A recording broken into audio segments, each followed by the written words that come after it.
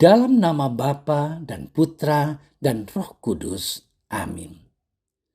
Allah Bapa, pencipta manusia dan alam semesta, kami bersyukur kepadamu karena Engkau selalu bersabda kepada kami melalui kitab suci, alam semesta, dan sesama kami. Utuslah Roh-Mu yang kudus kepada kami masing-masing, agar kami mau membuka diri kami untuk mendengarkan sabda-Mu dan merenungkannya. Semoga kami tidak hanya mendengarkan, tetapi juga mampu melaksanakannya dalam hidup kami sehari-hari. Amin.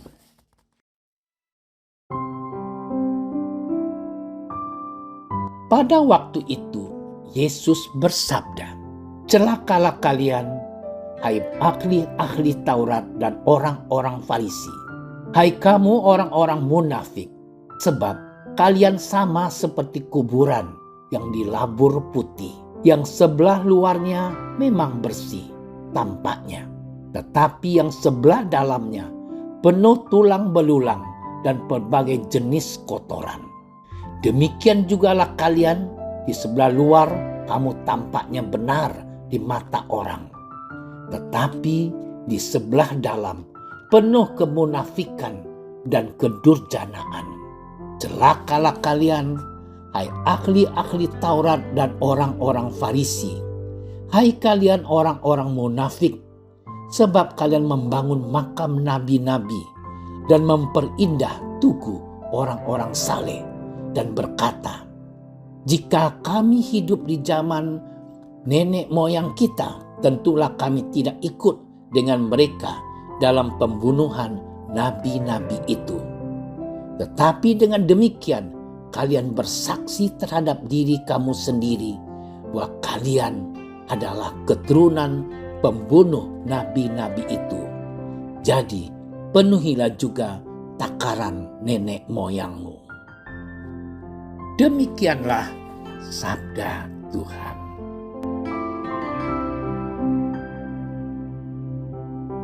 Saudara-saudariku yang dikasihi Tuhan, sabda Tuhan hari ini merupakan kelanjutan dari bacaan Injil kemarin yang bersikap tentang 7 sabda celaka dalam Injil hari ini. Yesus mengungkapkan sabda celaka yang ke-6 dan ke-7. Sabda celaka itu diungkapkan bagi para ahli Taurat dan orang-orang Farisi.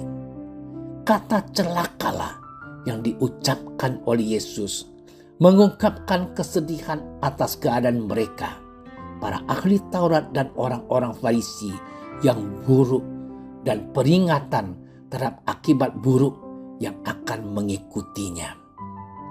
Saudara-saudariku yang dicintai Tuhan, sabda celaka yang ke-6 memperlawankan hal lahir, penampilan fisik yang baik, dan hal batin yang rusak.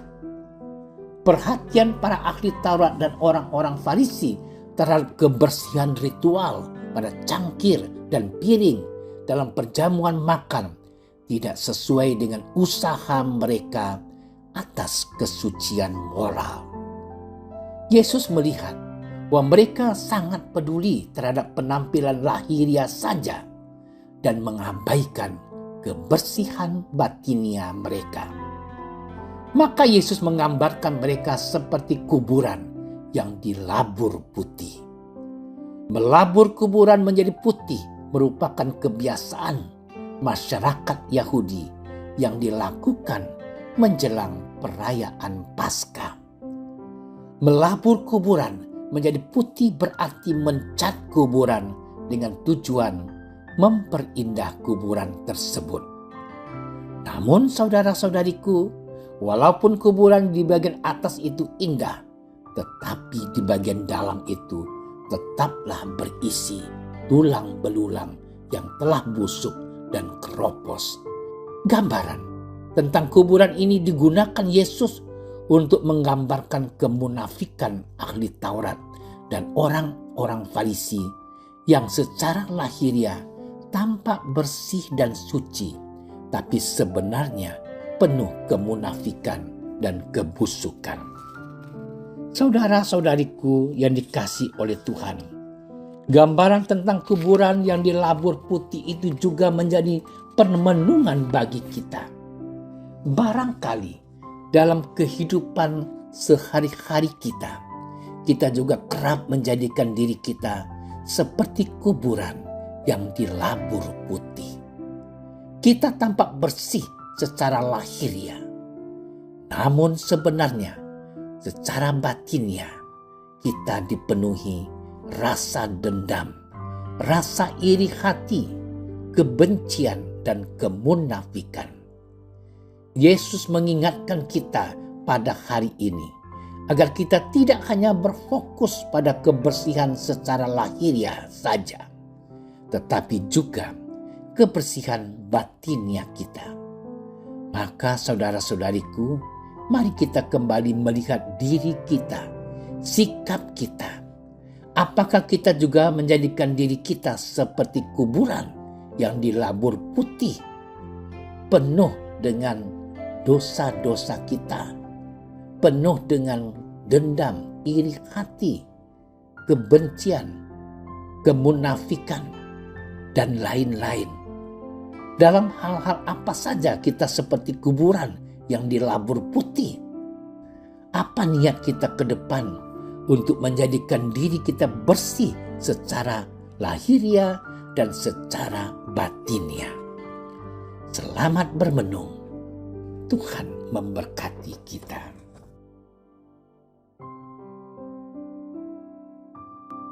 Ya Bapa Maha Cinta, bantulah kami untuk selalu menjaga kebersihan lahiriah dan batinnya kami, terutama menjaga kebersihan hati kami, agar kami semakin hidup selaras dengan kehendak-Mu.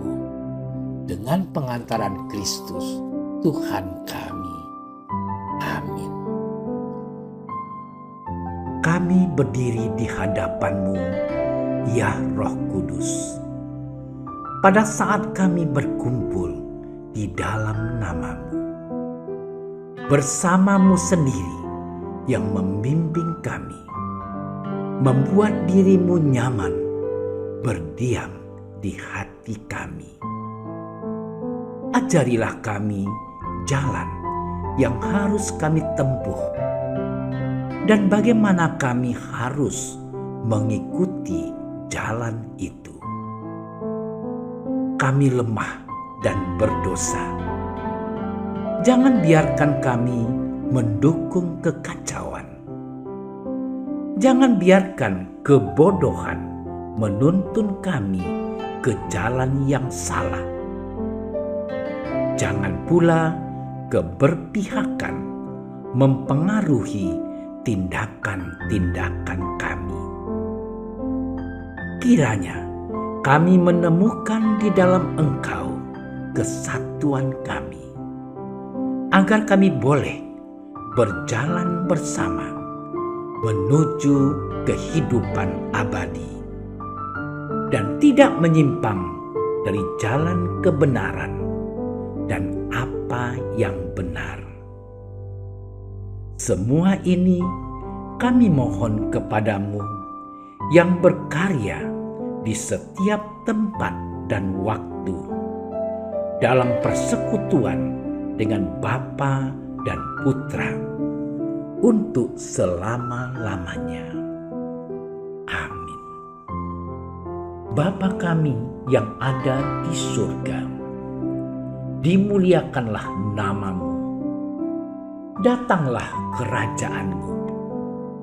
Jadilah kehendak-Mu di atas bumi seperti di dalam surga. Berilah kami rezeki pada hari ini, dan ampunilah kesalahan kami, seperti kami pun mengampuni yang bersalah kepada kami. Dan janganlah masukkan kami ke dalam percobaan, tapi bebaskanlah kami dari yang jahat. Amin. Salam Maria, penuh rahmat, Tuhan sertamu. Terpujilah engkau di antara wanita, dan terpujilah buah tubuhmu Yesus. Santa Maria, Bunda Allah, doakanlah kami yang berdosa ini, sekarang dan waktu kami mati. Amin. Kemuliaan kepada Bapa dan Putra dan Roh Kudus, seperti pada permulaan, sekarang, selalu, dan sepanjang segala masa. Amin. Dalam nama Bapa dan Putra dan Roh Kudus. Amin. Terima kasih sudah menyaksikan renungan hari ini. Jangan lupa like, subscribe, dan aktifkan tombol loncengnya agar Anda yang pertama mendapatkan notifikasi updatean renungan harian dari Komsos Keuskupan Padang. Dan bagikan ke sosial media agar saudara-saudara kita dapat mendengarkan dan merenungkan firman Tuhan.